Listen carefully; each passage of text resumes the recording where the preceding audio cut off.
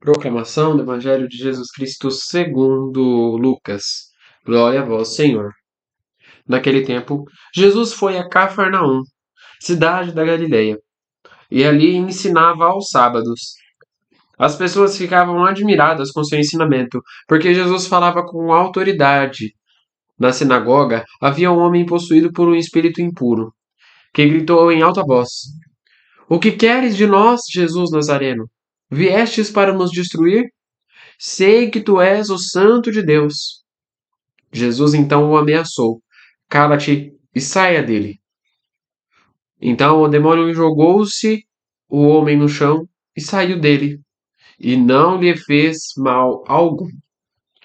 O espanto tomou conta de todos e eles comentavam entre si: Que palavra é essa? Ele manda nos espíritos impuros com autoridade e poder, e eles saem. A fama de Jesus se espalhava em todos os lugares da redondeza. Palavra da salvação. Glória a vós, Senhor. Meus irmãos e minhas irmãs, que as palavras do Santo Evangelho perdoem os nossos pecados. Amém. Caríssimos irmãos e irmãs,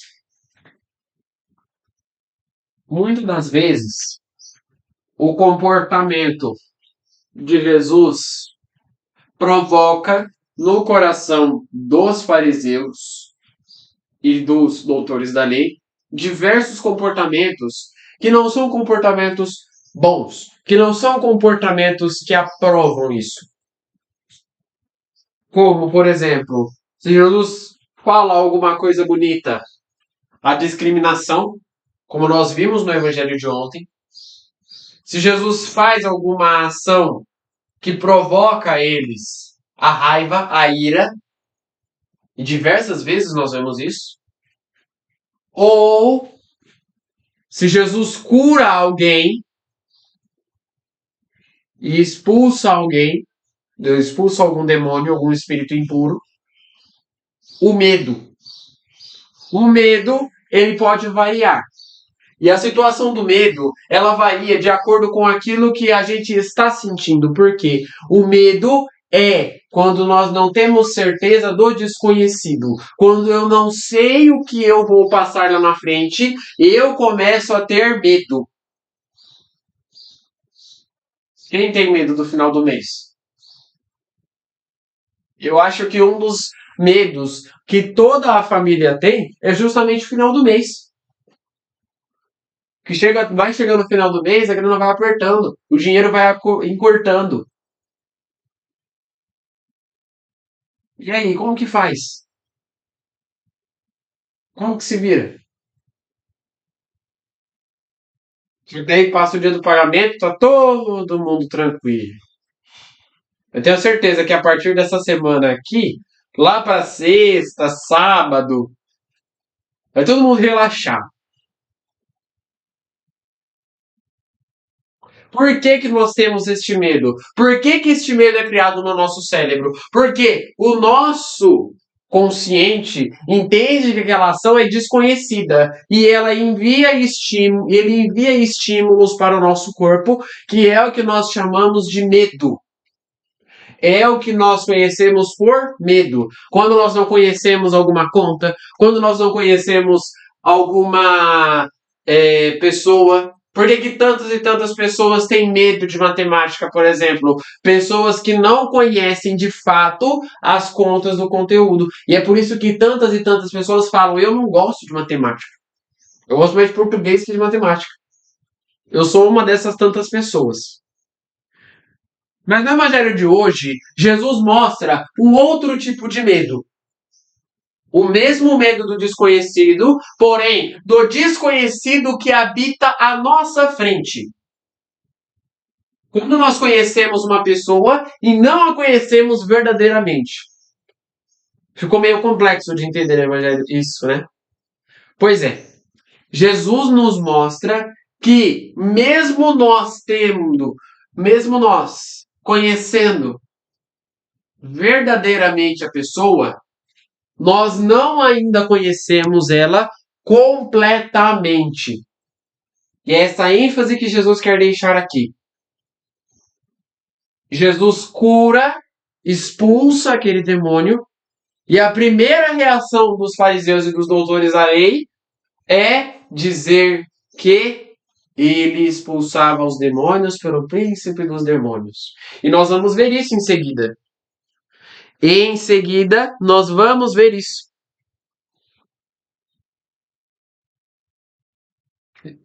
Os fariseus vão dizer assim depois: é por Beelzebul que ele expulsa os demônios. E aí Jesus faz uma forte crítica e uma forte indagação contra eles. Mas por que isso? Porque medo do desconhecido também nos faz provocar uma outra reação: o tentar criar algo para justificar aquele desconhecido. E assim a gente combate o nosso medo e o medo das pessoas que estão ao nosso pé. Por que as pessoas tiveram medo do demônio que Jesus expulsou? Aliás, por que duas situações, esta e mais outra, que Jesus expulsa demônios, as pessoas ficam com medo?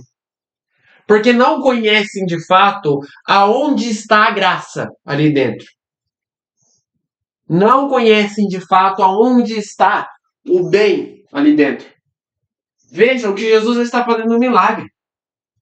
É uma coisa espetacular, maravilhosa. Só que eles ficam com medo. Medo do desconhecido. E Jesus está ali não para dar medo a eles, mas para mostrar coragem.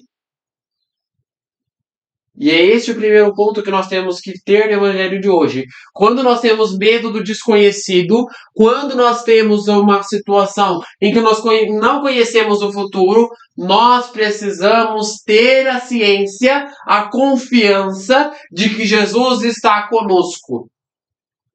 De que Jesus está no meio de nós. E aí eu digo eu dou um exemplo muito claro. Jesus havia ressuscitado. As mulheres vão até o sepulcro levar as faixas de linho, levar os perfumes para perfumar o túmulo de Jesus, 3 dias após a morte dele. Elas chegam lá e encontram a pedra retirada. E o corpo não estava mais lá. No lugar do corpo haviam 2 anjos. E quando elas viram aquilo, elas se espantaram e ficaram com medo. Porém, elas mesmas ouviram dos anjos o seguinte: não tenham medo. Vocês estão procurando no meio dos mortos quem está vivo. Jesus ressuscitou. E aí elas correm apressadamente para contar aos discípulos. Mas no caminho, elas se deparam com Jesus, o mesmo ressuscitado.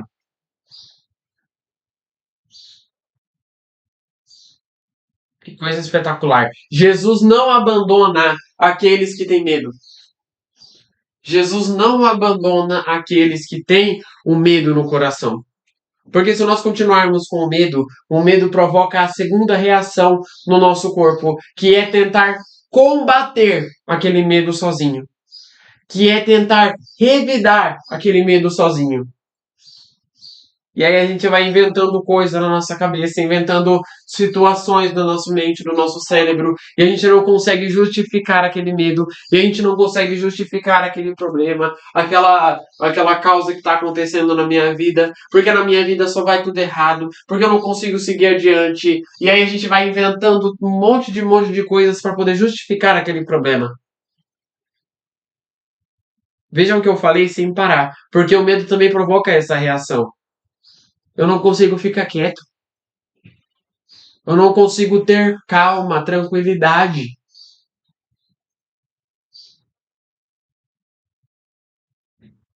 Essas reações nos fazem retirar o nosso coração da única coisa que deve nos ser a força, Jesus.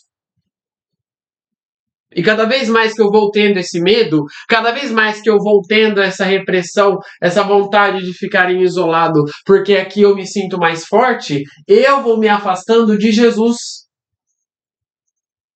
que deve ser a nossa força. Por mais que os problemas no mundo apareçam, Jesus deve ser a nossa força. Sempre. E é aí que vem o segundo ponto do evangelho de hoje. Jesus sempre deve ser a nossa força. Mas para ele ser a nossa força, nós precisamos firmar no coração dele. Grudar em Jesus. Se firmar em Jesus é importante. Onde está a minha força? A minha força está no mundo, a minha força está nas coisas que eu faço, no meu trabalho, no meu emprego, na minha família, naqueles que eu amo, ou a minha força está em Jesus?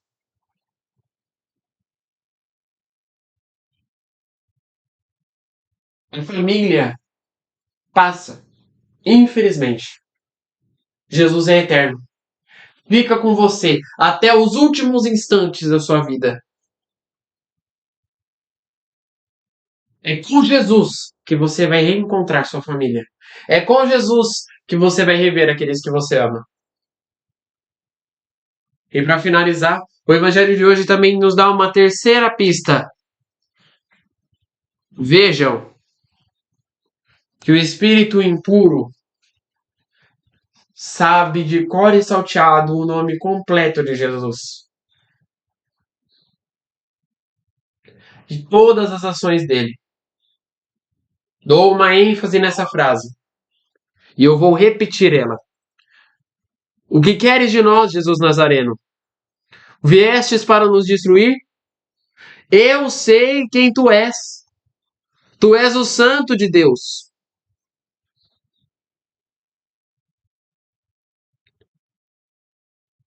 Dou uma triste notícia para você que acha que está livre do encardido. Ele sabe seu nome, seu endereço, quais são os parentes da sua família, quem você gosta, quem você não gosta, quando você vai à missa, quando você vai ao banheiro,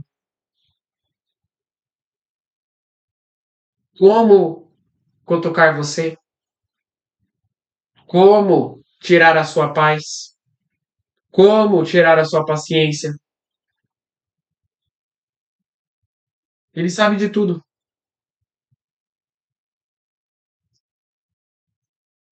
E essa é a resposta. Porque se Jesus, que era o Filho de Deus, se Jesus, que era o Santo, o encardido sabia de cor e salteado tudo que ele fazia, de onde que ele era, que ele era de Nazaré, que ele nasceu em Nazaré. Quanto ele sabe de você. E tem muitas pessoas que dizem: eu estou firmado em Jesus, eu estou no coração de Jesus. Mas acontece alguma coisa na vida, acontece algum problema na vida, a pessoa já se desestabiliza. A pessoa acaba de sair louvando na igreja, aí entra dentro do carro, passa um doido na frente sem dar certo, começa a criticar, começa a irritar, começa a ficar bravo. Não, que não sei o que, que não sei o que, que não sei o que.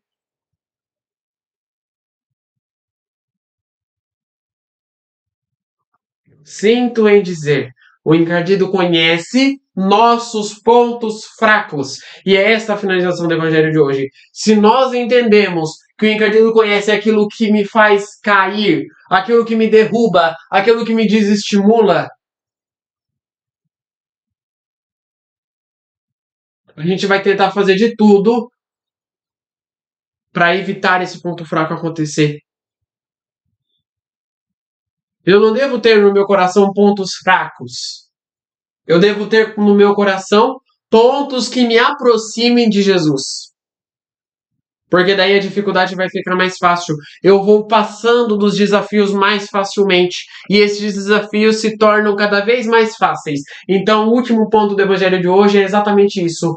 Eu preciso não ter mais no meu coração pontos fracos. Para ter no meu coração somente Jesus. E não o encardido.